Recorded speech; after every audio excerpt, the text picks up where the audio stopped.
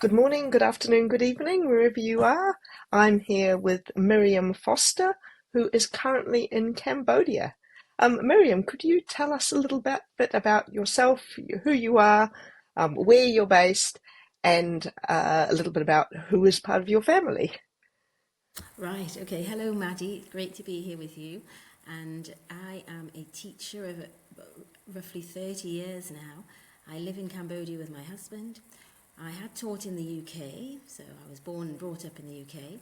For 10 years, I taught there, and then we moved to Southeast Asia. So there's just the two of us. We used the teaching as a traveling based and exploring Asia, and we settled here because we feel so comfortable, such a beautiful country, such a beautiful um, continent. And so that's me really. I travel up and down to the UK and just enjoy life here in Asia because you can live, a five-star life at a better price. Yes, that does sound like the way to go. How long have you been living in Southeast Asia now? 20 years now. Oh, I love that you made that choice early. You could see the advantages. Travelled here three times before deciding to move here. And so once we discovered the international schools, how good they are, how well equipped they are, fabulous students to teach, very supportive parents, it was just a no-brainer. Yes. Oh, that's great. And so, Miriam, you're also a Lifebook leader. Can you tell us a little bit about how you found Lifebook and your journey with Lifebook? Right, yes. It was actually 10 years ago when my mum passed away. That was difficult being so far away that I started to rediscover self-help. It was thought of as back then. And so I was delving into that. I read Jack Canfield's books and things like that. But when I moved to a particular school in Indonesia, I met a Malaysian teacher and she told me all about Vishen Lakiani actually in Mind Valley. So I had joined that way. I did lots of Vishen Lakiani's courses, and then I kept seeing the adverts for Lifebook, but that was a big commitment, having already bought the sort of pass in Vishen Lakiani's Mind Valley.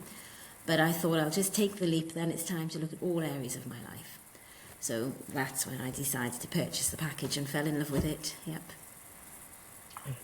That's awesome. That's great to hear. In the Lifebook community, January is Health and Fitness Month. Uh, how important is the health and fitness category for you? I find it super important because if you have a regime, as I call it, or rituals, when you have those low moments, you can just think back to your routine. Your mind takes you into the practice, your physical health. You're keeping hydrated, and that to me helps to automatically bring you out of any low moods. So I see the physical, mental health category very, very important. Right. That's yes, and I totally agree. So looking ahead to 2025, as we're coming into the new year, starting the new year.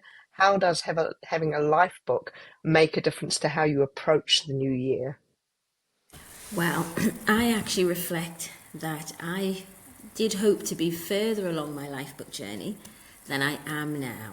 So for 2025, for me, I really hope I can take all my learnings, all my saboteurs, if you like, reflect on why I'm not where I wanted to be, and use Lifebook to propel me back onto that scene and stage that I wanted to be on. So it really helps you to think about the different categories, get your health and fitness going, maintain the work there, identify that overriding goal. And I think in my previous years with my overriding goal, I've had fits and starts. And this year, I'm going for it. It's absolutely the number one thing, which I remember John often saying, you've got to have one thing. And when I listen to podcasts and people are talking about their successes, it's often one thing. And I was kind of juggling all my 5 goals, but I realised I have to focus on this one, and this is it. And it's all those reflections about the Lifebook mindset that helps to bring one back, and also helps one to reflect that, okay, you're not having success. Why not?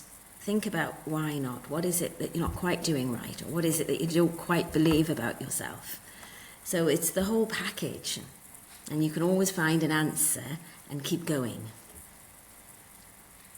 Right, and I know it can be a long process, but I can really relate to the fact that actually trying not to juggle too many things, bringing it down to what is the one thing that you're focused on, rather than having too many scattered goals and having them not connected in a logical way to the life vision.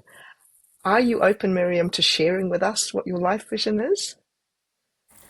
My life vision is actually just being able to work wherever I want to, when I want to, and to be able to travel. So if I'm not living near family, I can go home whenever I want to.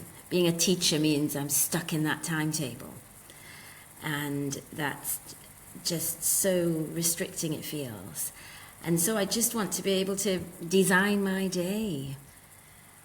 And I want to be able to give, if I want something to happen, I want to be able to just make it happen myself. Take my friend maybe can't afford to go to the theatre. Nothing to me to be able to pay for that, and off we go to the theatre. To be able to do things. And also, you have a dream as well, to be able to give back and to help in some ways. So frees me up to do all of that. My life was, you grow up, you get a job, you learn to drive, you buy a house, you get married, you have children, and I fell for that. I fell for that for 30 years, and now I just feel, can I decide now what I want to do? So it sounds like you're really at the action stage of how you can bring together your skills as a teacher in a way that that doesn't tie you to one place all the time. Yes, Yes. Oh, that's sure. great. That's Yeah. very cool. Okay. Um, so Miriam, you'll know, being in the Life Book community and following the process, that February is Intellectual Life, the second month of the year. What does intellectual life mean to you? So, intellectual life means to me learning in all the various ways that you can now. So, you've got YouTube, you've got podcast, you've got the people around you seeking out the right people. And so, I'm deep diving into well-being because I'm trying to transition my job from teaching to coaching teachers. And so, I'm doing a lot in that area, a lot of reading, listening to podcasts and trying things. But also, I've set up a book club here that's based on non-fiction books and self-help, well-being type books. And so that's intellectual life for me. Yeah. Right. All right. And you're living it. It's not just, it sounds to me like you're in that mode where intellectual life isn't just input, you are also, yeah, sharing it, Creating, putting it giving out there. back. Yes, Yes. yes, because I so certainly noticed, and John says it, you have to have the output, don't you? For sure. Yeah. Yes. That's right. Great. So Miriam, I've gathered your area of expertise is teaching. Your background is in teaching. So when it comes to sharing the Lifebook program or utilizing the Lifebook program in your coaching practice that you're working towards, how do you see that? What is your niche? Well, it's certainly the well-being and it's time management. So with teachers, they often find they wake up, they dash off to work, they are working quite a long day without breaks, although there appears to be breaks. So people outside of teaching don't really know what goes on. You're 100% with children, no matter what age they are. You're always switched on and tuned in to what the individual child needs within a class of 20 to 30.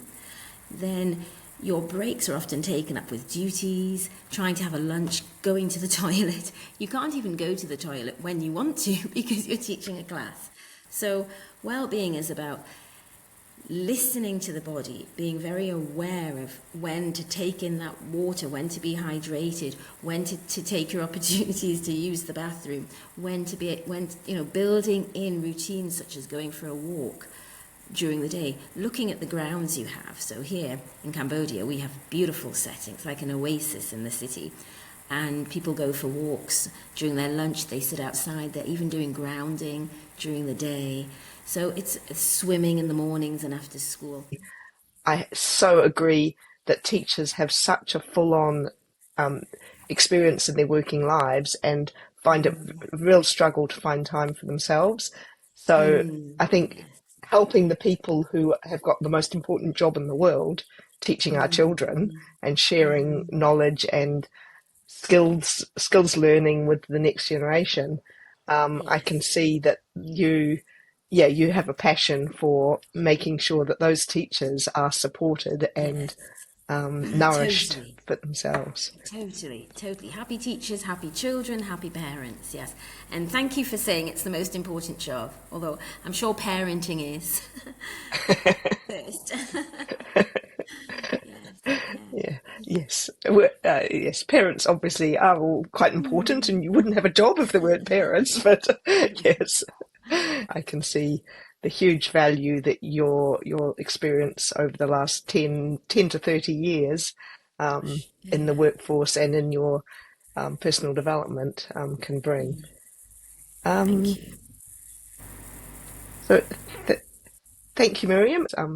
Thank you very much, Miriam, for talking with us today and sharing a little bit of your story with us. Thank you, Maddie. It's been a pleasure. Thank you.